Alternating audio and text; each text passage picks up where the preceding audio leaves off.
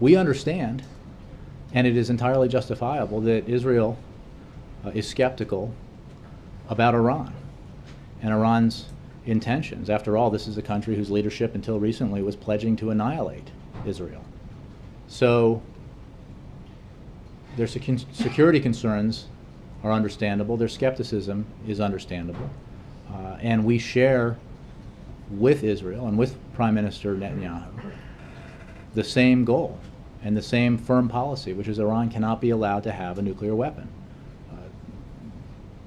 And yesterday's meeting between Prime Minister Netanyahu and President Obama represented just the latest in a series of meetings and conversations that the President has had, the two leaders have had, in which this issue has been a topic of conversation, in which information has been shared and perspectives have been shared, and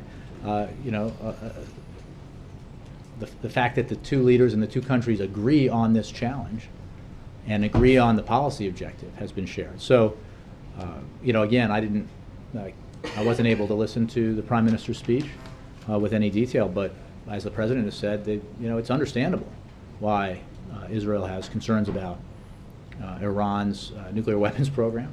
We share those concerns, and Israel obviously the concerns are more intense because of the neighborhood they live in, and because of the threats that previous leaders of Iran have made towards Israel. But do you share the skepticism? Are you saying you share Israel's skepticism? Well, we have said all along that Netanyahu said that this is a ruse, that the opening is a ruse. Do you agree with that? We believe that the Iranian leadership has, very publicly, and everyone here has reported on it, changed their approach to resolving this issue with the international community.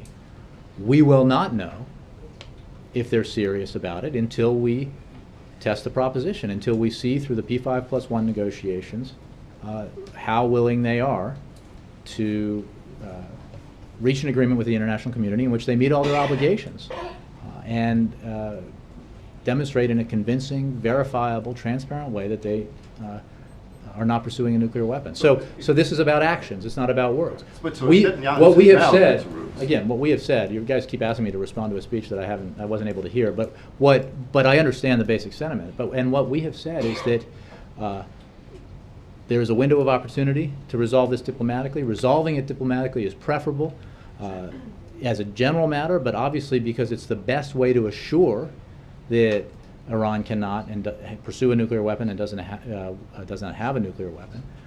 And as long as that window is open, and now we have a government in Iran, apparently with the sanction of the supreme leader, that is engaging with the international community in a more serious way than we've seen in recent years, we ought to pursue that, and that's what the President's doing. Can you just ask one more follow on that? Is Israel's aggressiveness on this and Netanyahu's rhetoric, does that undermine what you guys are trying to do diplomatically, given the closeness of Israel and the U.S.? Again, we have an extremely close relationship with Israel. We have an absolute commitment to Israel's security, and we share Israel's commitment to making sure that Iran does not acquire a nuclear weapon.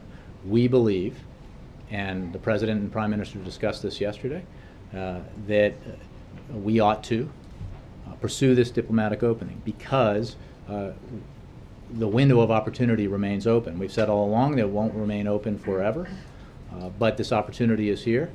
It's here in part because of the policy positions the President took that allowed for the implementation of the most comprehensive set of sanctions in history, which in turn has had an obvious and serious effect on the Iranian economy, and it is understandable why Iran would want relief from those sanctions. And we will have discussions with, through the P5+1, Iran, and see whether or not Iran is serious about, in a verifiable way, giving up their nuclear weapons ambitions.